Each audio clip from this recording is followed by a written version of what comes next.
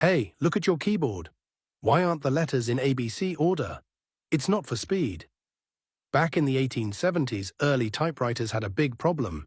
If you typed too fast, the metal keys would jam together. So inventor Christopher Sholes made a special layout. He spread out letters we use a lot, like T and H, to make typists go slower and stop jams. This weird order is called QWERTY. Even though our computers don't jam anymore, we still use this old design.